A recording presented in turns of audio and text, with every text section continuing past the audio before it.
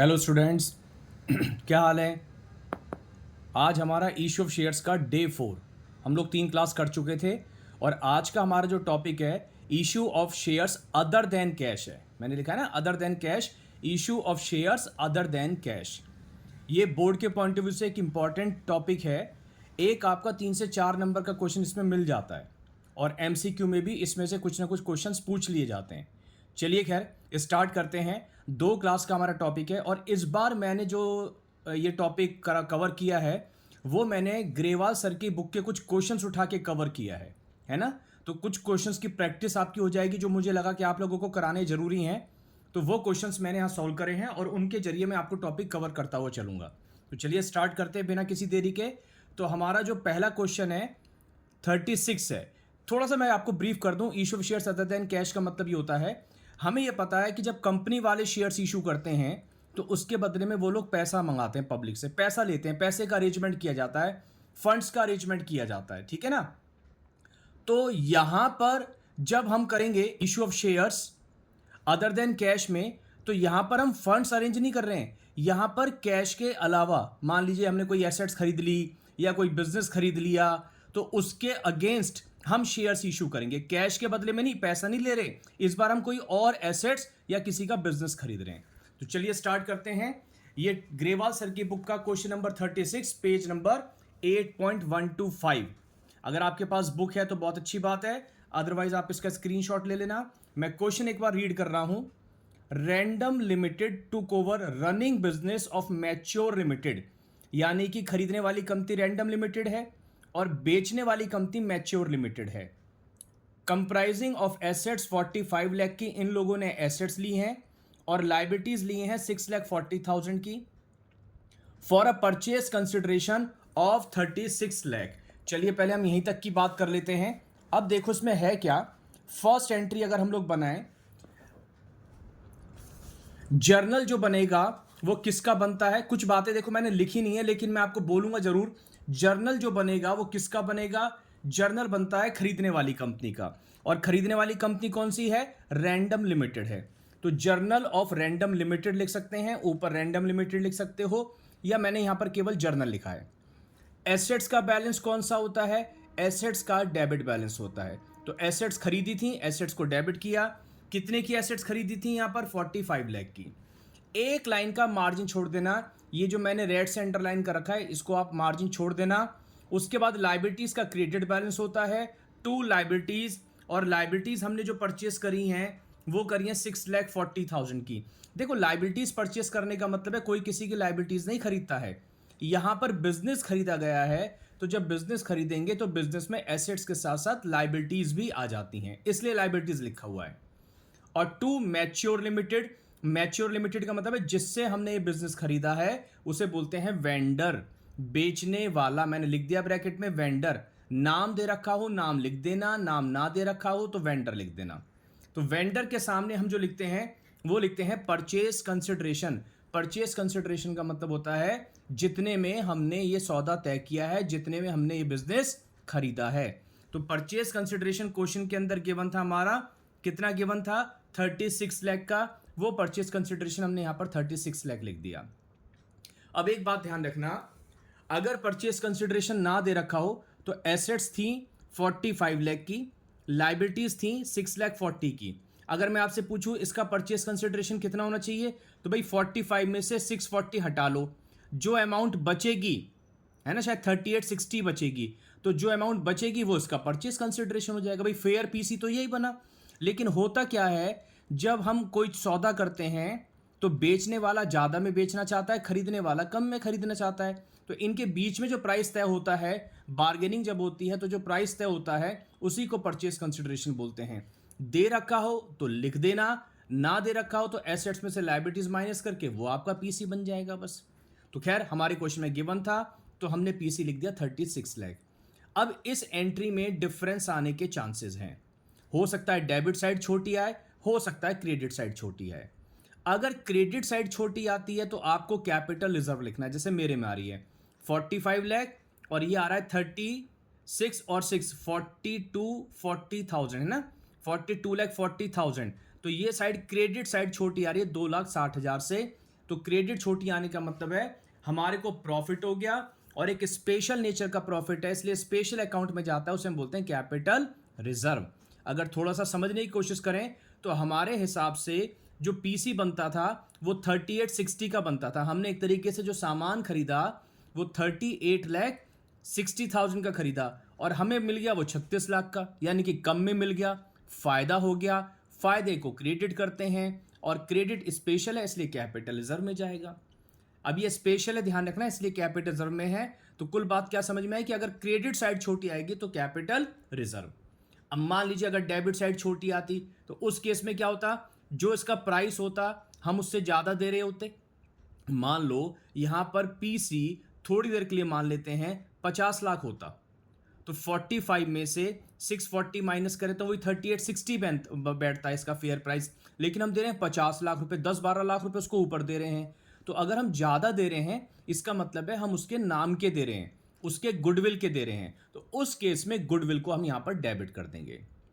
तो अब मेरी बात खत्म होती है पहली एंट्री के लिए, एसेट्स को डेबिट करो, लाइबिलिटीज को क्रेडिट करो, परचेस कंसिडरेशन से वेंडर को क्रेडिट करो क्योंकि हमारा क्रेडिटर बन गया, इसको पैसे देने हैं। डिफरेंस आएगा, अगर क्रेडिट साइड छोटी तो कैपिटल रिजर्व, ब्रैकेट में बैलेंसिंग फिगर लिख दिया, याद रह जाए तो लिख देना, और डेबिट साइड छोटी तो goodwill account debit balancing figure आ जाएगी। नरेशन बिल्कुल सिंपल सी लिखनी है, being business purchased and amount due, business खरीदा और पैसे देने बाकी हैं। अब इस वेंडर को हम पैसे देंगे, मैच्योर लिमिटेड को हम पैसे देंगे, तो वेंडर जो ऊपर क्रेडिट था उसको हम डेबिट कर देंगे, मैच्योर लिमिटेड डेबिट। और जो जो चीज़ देंगे अब देखते हैं जैसे कि हम क्या दे रहे हैं उसे एक बार देख लेते हैं।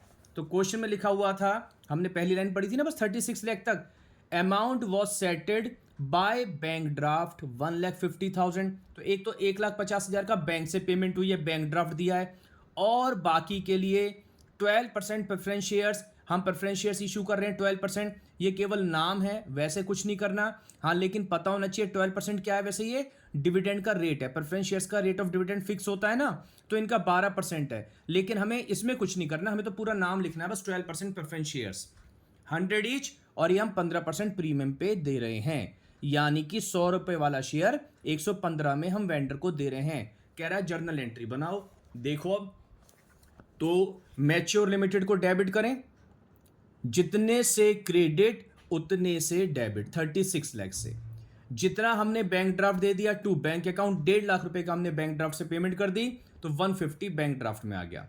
बाकी के लिए हम शेयर्स दे रहे थे, शेयर्स देंगे तो हमारा एक मेंबर जुड़ जाएगा, मेंबर के बढ़ जाने से capital increase to 12% preference share capital.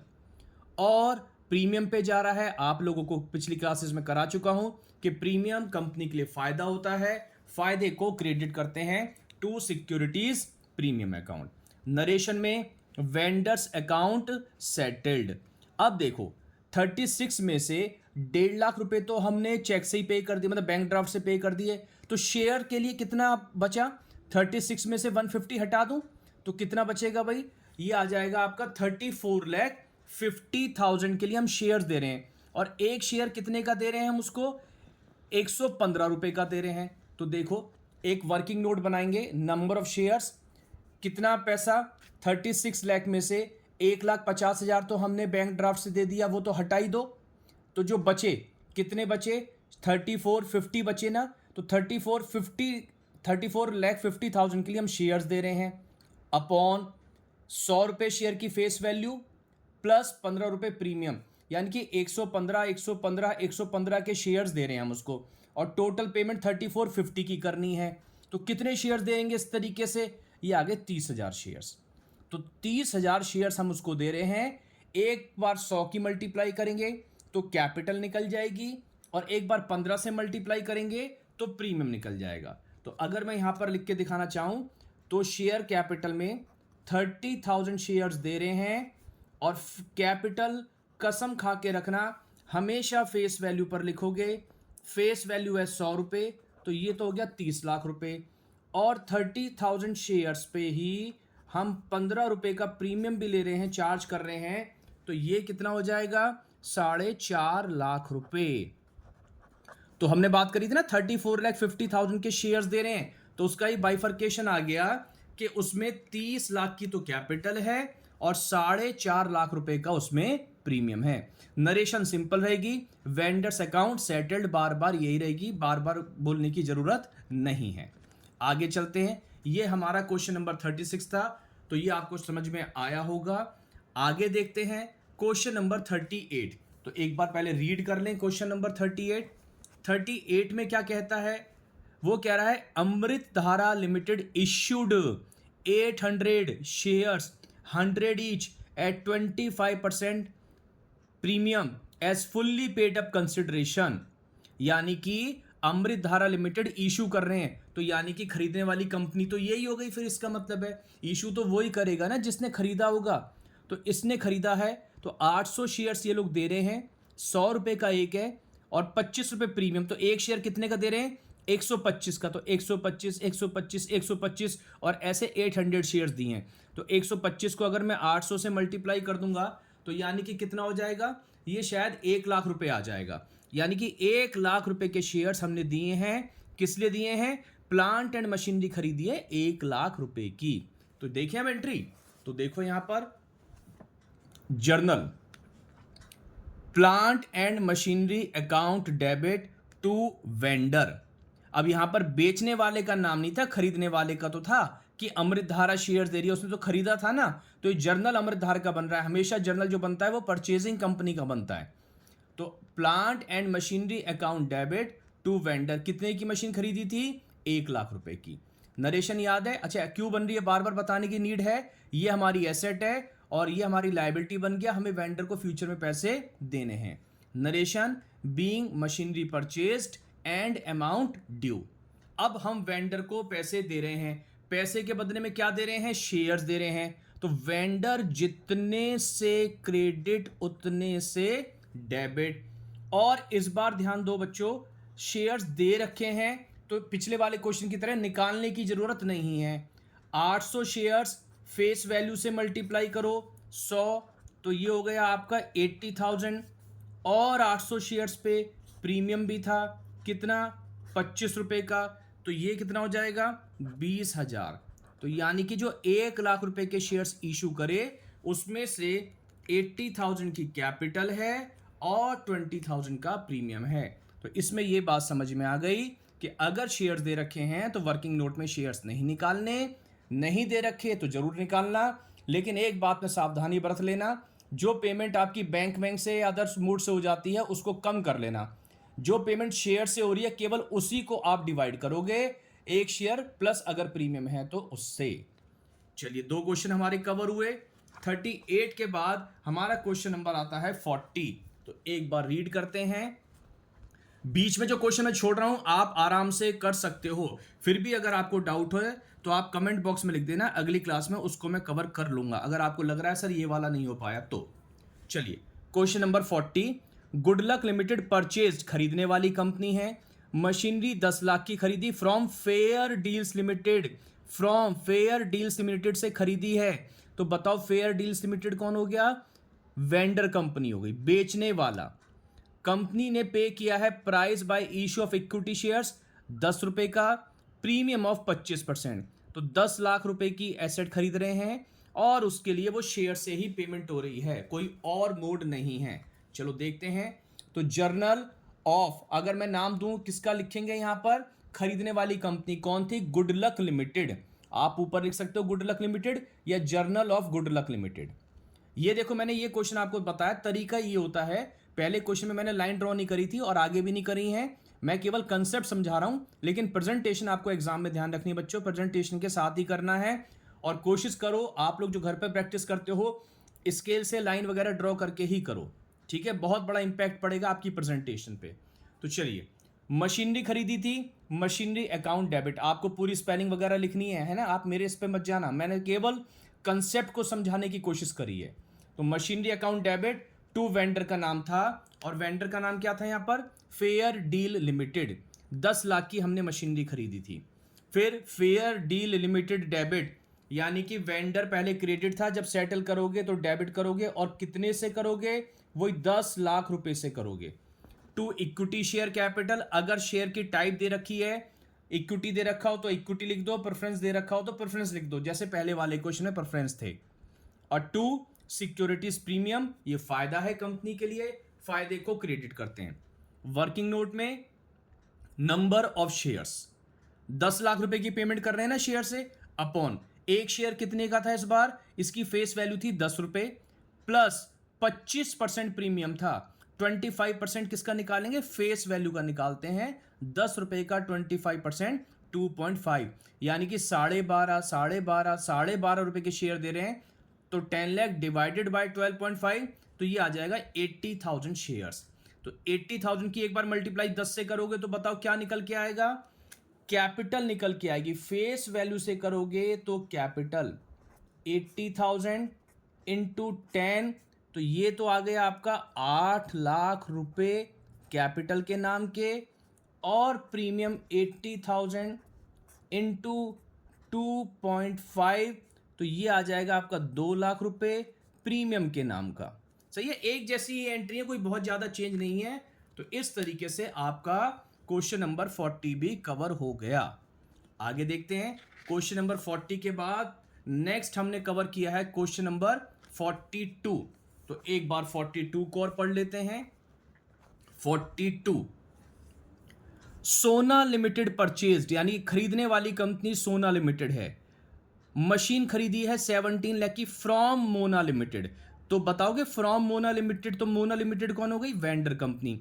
आपको नाम समझ में आ रहा हो तो नाम लिखना, नहीं आ रहा हो तो वेंडर ही लिख देना, पर गलत मत लिखना नाम, है ना। तो from Mona limited paid 20% by cheque, अब की बार 17 लाख का 20% तो चेक से हो गया, तो बाकी जो बचेगा वो कह रहे हैं balance amount issued equity share से पेमेंट हो रही है, 100 रुपए का एक है, और प्रीमियम 25% का है। कह रहा है जर्नल एंट्रीज बनाओ for the above transactions in the books of Sona limited. वो तो हमें पता ही है कि जो एंट्रीज बनती हैं वो परचेजिंग कंपनी की बुक्स में बनती हैं, और कह रहा है अपने वर्किंग नोट्स को भी बेटा क्लियर दिखाना है। ये जो मैं बना रहा हूं ना working notes, number of share से निकाल के दिखाने होते हैं, इसके भी नंबर होते हैं। चलिए देखते हैं हम। तो जर्नल किसका बनेगा, परचेजिंग कंपनी कौन सी थी, सोना लिमिटेड, तो जर्नल ऑफ सोना लिमिटेड। तो एंट्री एसेट जो खरीदी है machinery account debit to Mona limited था ना वेंडर का नाम, टू मोना लिमिटेड, और कितने की मशीन थी, 17 लाख की, तो पहली एंट्री तो वही। अब Mona limited debit 17 lakh, to bank 3,40,000, और बाकी जो बच गया 17 लाख में से 340 कम करेंगे, तो 17 में से 3 कम करे 14, 13,60,000 के लिए हमने शेयर दिए हैं, तो 2 इक्विटी शेयर कैपिटल और 2 सिक्योरिटीज प्रीमियम। लेकिन अभी ये वाली चीज हमें नहीं पता है ना, यही तो पता था। अब इसके लिए हम क्या करेंगे, नंबर ऑफ शेयर्स निकालेंगे। तो 17 लाख में से 340 तो चेक से पे हो गया, बाकी कितना बचा, 13,60,000 के लिए शेयर्स दे रहे हैं, तो वो लिखना है। ये ध्यान रखना, बहुत से बच्चे जल्दबाजी में 17 लाख को ही डिवाइड कर देते हैं।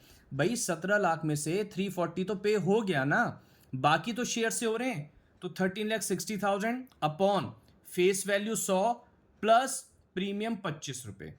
तो अब जब इसको करते हैं तो ये आएगा 10,880 शेयर्स, जरूर लिखना, यूनिट जरूर लिखा करो। एक बार मल्टीप्लाई करोगे 100 से तो कैपिटल निकल के आ गई, देखो ये मैंने करके दिखा रखा है 10,88,000, और एक बार प्रीमियम 25 रुपए से मल्टीप्लाई करोगे तो सिक्योरिटी प्रीमियम निकल के आ जाएगा। तो वो जो हमने 13,60,000 के शेयर्स दिए हैं, ये उसका बाइफर्केशन है कि 1360 में इतनी कैपिटल के नाम का पैसा है और इतना प्रीमियम के नाम का पैसा है। आ रही है बातें समझ में। चलिए एक बस लास्ट क्वेश्चन और बचा है आज के लिए, क्वेश्चन नंबर 43। एक बार रीड करते हैं 43 में क्या नया है। मैंने वो क्वेश्चंस उठाए हैं जो मुझे लगा कि आपको बताने चाहिए, थोड़ी थोड़ी उसमें चेंजेस जो थे। अब बीच के सारे क्वेश्चंस आप कर सकते हो, कोई दिक्कत नहीं आएगी। तो 43, मंगला कोर्तुबी limited took over a unit of Mangla tubes limited. तो जो मंगला, ये जो मंगला कोर्तुबी लिमिटेड है, ये तो खरीदने वाली कंपनी हो गई है ना, ये तो खरीदने वाली कंपनी है। और इसने क्या लिया है, किसका बिजनेस लिया है, इसने जो बिजनेस लिया है वो लिया है मंगला ट्यूब्स लिमिटेड का, है कि नहीं, मंगला ट्यूब्स लिमिटेड का इसने बिजनेस लिया है। बस एक मिनट जरा मैं अपना फोन सही, बस